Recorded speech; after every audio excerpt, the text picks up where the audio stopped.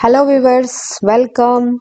I am Shalini Pandey, and in this today's session we are going to discuss Hamlet as a revenge tragedy. It is a very important play, and the full title is a Hamlet, Prince of Denmark. You can see it. Now, what is called revenge tragedy? Revenge tragedy drama in which the dominant motive is revenge for a real or imagined injury reason. It was a favorite form of English tragedy in Elizabethan and Jacobean eras, and it found its highest expression in William Shakespeare Hamlet. So this is a kind of a tragedy which is in which the prominent motive is revenge. The hero or the protagonist is driven by the feeling motive of revenge, and then he takes revenge. And among this, Hamlet is a very prominent play written by William Shakespeare. Thomas Kidd. Thomas Kidd was again a 16th century famous dramatist who has written the Spanish tragedy, which is a fully revenge play. And then in Jacobean age, John Webster was there, a dramatist who wrote the Duchess of Malfi. This is also a revenge play. Now, some important features of revenge tragedy. Revenge tragedy typically consisted of one or more of the followings: ghost and the supernatural elements. There is witches and ghost is there. Then there is a murder, lots of murders, revenge, insanity, mad scenes. In Hamlet, we also see that protagonist is he's acting as a madman, a character seeking revenge against a stronger opponents for a real or imagined wrongdoings. Personification of revenge, the supernatural. Now, a clear villain is there. Although, interestingly, the character of Hamlet was a hero seeking revenge. In the revenge tragedy, in some place, the villain is actual the revenger or a avenger. But in Hamlet, in the case of Hamlet, Hamlet is a hero. Then there is a on-stage violence, often sensational scenes and melodrama, blood-filled conclusion. Often at the end of the play, stage is littered with dead bodies, filled with dead bodies. Then there is a disguise, corpses, often isolated revengers. The revenge tragedy is especially associated with Seneca, an ancient Roman dramatist. So, in Rome, there was a dramatist called Seneca, and he used to popularize revenge tragedy. It was very famous in Rome. And Seneca produced the tragic effect by horrifying incidents, bloody actions. This type of tragedy reached in England during 16th century, during Elizabethan period, and Thomas Kidd opened a new chapter in this history of revenge play. So he has written many famous plays, revenge play, especially the Spanish tragedy. Shakespeare also adopted the dramatic tradition of revenge tragedy. His Hamlet followed the major convention of revenge tragedy. Shakespeare was a groundbreaking pioneer in his time. He was a great dramatist and wrote plays that were totally different from anything in the world had ever seen before. So he's a pioneer in many fields. The full title of the play is The Tragedy of Hamlet, Prince of Denmark, often shortened to Hamlet in a tragedy written by William Shakespeare sometimes between 1599 and 1601. It is Shakespeare's longest play. This play is the longest play with this much words, so many words, to almost 29,000 words. Set in Denmark, the play depicts Prince Hamlet and his revenge against his uncle, Claudius. The Claudius has killed his father, and now Hamlet is taking revenge from his uncle, who has murdered Hamlet's father in order to seize his throne and marry Hamlet's mother. He has married his mother also. That is a kind of incest according to Hamlet. Hamlet is considered among the most powerful and most influential tragedies in English language. It is a very well discussed play. Scholars have given many discussion on this play, Hamlet. The most famous revenge tragedy is William Shakespeare Hamlet 1603. Here, Shakespeare also uses the conventions of a play within a play to allow Hamlet to confirm his suspected guilt of Claudius. Now, here Hamlet has arranged a play within a play called Murder of Gonzago to verify the sayings of Ghost that whether his uncle Claudius is guilty or not. So in this way, he in this process discriminate Hamlet from other revenge play, because here Hamlet is a very wise person, very scholarly person who just do not go against any enemy without thinking. He just think and confirm everything. Then only he goes in the path of revenge. Four characters die in a bloody carnage in a play final scene, including the protagonist. So, at the end, Hamlet's mother, Gertrude, die, Claudius die, Leotis die, and Hamlet die with a poisoned sword and a poisoned goblet, goblet filled with poison. The end of Hamlet is a scary spectacle, very, very scary. All the death occurs on the stage. At the end of the play, the stage is littered with dead bodies. Shakespeare's Titus Andronicus, another Roman play, and a Julius Caesar. This is also in a Roman play, a play based on Roman history, and they are also considered revenge tragedy. In this play, also, we can get revenge motive very prominent. Now, something about revenge tragedy again. Audiences watching Hamlet at the time it was first performed would recognize the play as belonging to the particular genre. So they didn't have a name for it. So at the time when the when the audience were watching the play Hamlet, they knew that there is a that there is a different kind of play, but they didn't know the name that it is called revenge play.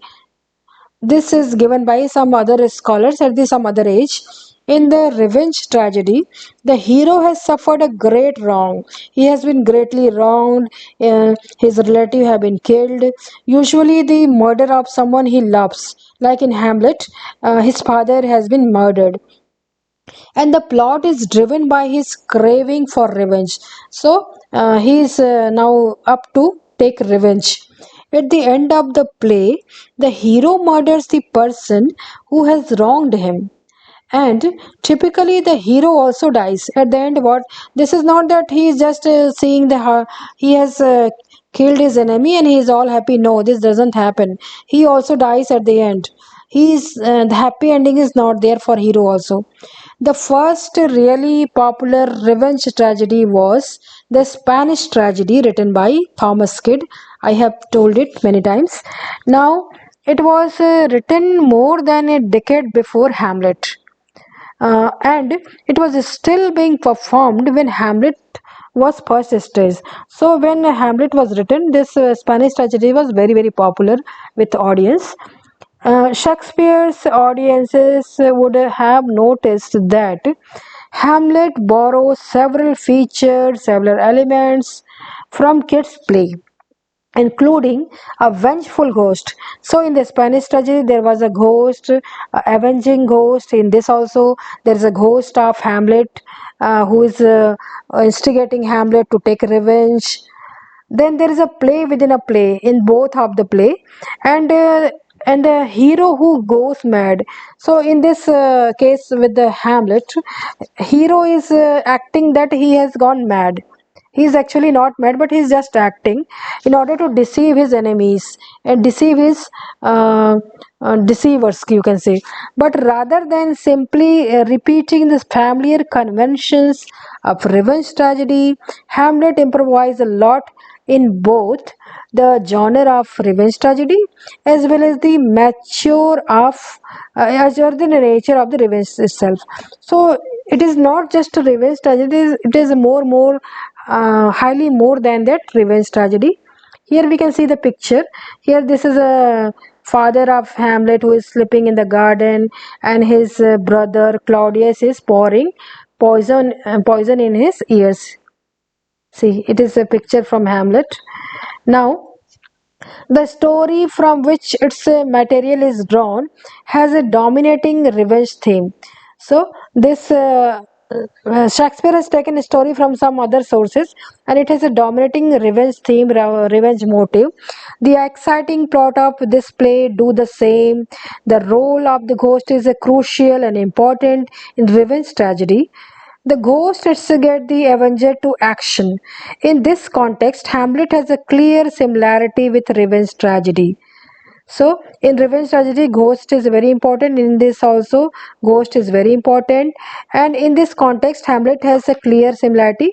So, here, the ghost of dead kings urges Prince Hamlet to take revenge upon Claudius. He gains the kingship through deceitful ways.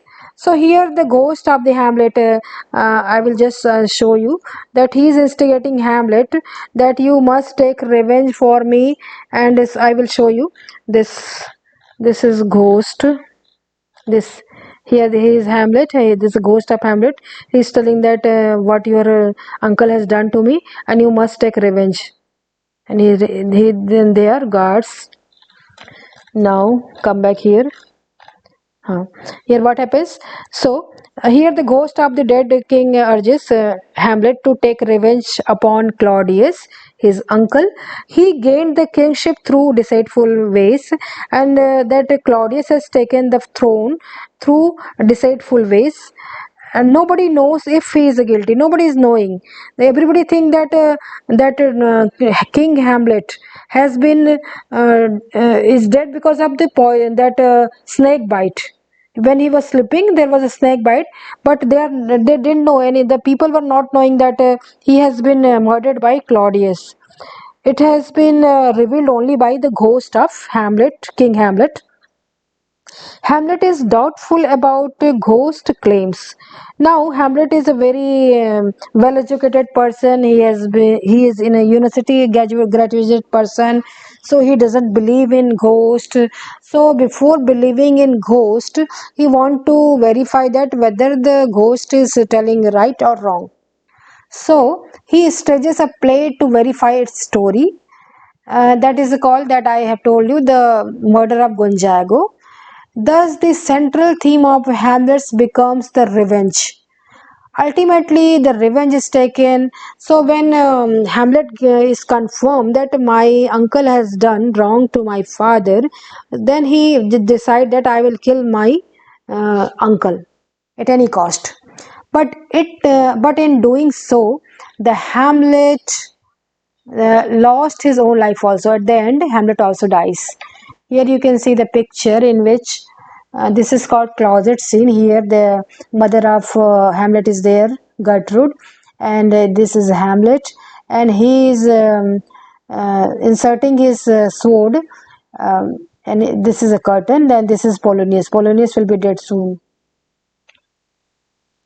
Apart from main theme, Hamlet poses all the crucial elements of a revenge play. So in Hamlet, there is all the elements of revenge tragedy. Here we see gruesome, bloody, frightening scenes. The audience experience a fear as a result of those scenes. So there are fearful scenes, horrifying scenes. One of them is a ghost appearance. People get horrified by the appearance of ghost of Hamlet, King Hamlet. In front of our eyes, Hamlet kills Polonius like this, and there and there is concern over his unexpected murder. Ophelia becomes mad because Ophelia's father Polonius is killed by Hamlet, so she is gone mad now. So there are two madnesses there. One is acting means feigned madness of Hamlet, and the actual madness of Ophelia. She dies through drowning. Jumping into her grave, Leotis at the graveyard scene. Hamlet jumps into grave of Ophelia also, and they claims their love for Ophelia. It is a revenge play as a result of all these things. Murder is one of the important feature and element of revenge tragedy. In Hamlet, we find this important feature. Hamlet kills Polonius, At the end of the play, are several deaths on the stage. Now this is a very ironical that Hamlet is trying to kill Claudius in order to take revenge from Claudius for his father's death, but he is killing Leotus' father, Ophelia's father. So this is means another father. He is killing another father. Firstly, the queen drinks the cup of. At the end of the play, there are several deaths on the stage. First, the queen drinks the cup of poisoned wine and dies. The queen Gertrude dies because of poisoned wine. Then, secondly, Hamlet kills Claudius. He kills Claudius, his uncle, and takes revenge. Then the king, Leotis, and Hamlet also die. Then king also dies, and then the Leotis also dies. Leotis is the son of Polonius. Then Hamlet also dies. They die due to the wound of poisoned rapier and poisoned sword. What a horrifying scene it is. Now this is Ghost. It can be easily understood that Hamlet very closely follow the regular conventions for all Elizabethan tragedies. First, Hamlet is faced with the fact that he has to avenge the murder of his father, and since there is no fair justice available, he must take the law into his own hands. The ghost of his father appears to guide Hamlet to Claudius and inform Hamlet of the evil act that Claudius has committed. Here, see that Ophelia is drowning. She has gone mad and she was there to pluck flowers and she drowned in river. Then Hamlet constantly delays his revenge and always find a way to put it off, to cancel it for some time, to postpone it until he finally does it in the Act 5, Scene 2. Hamlet at the same time continues to take a close relationship with the audience with his seven main soliloquies, including the famous "To Be or Not to Be."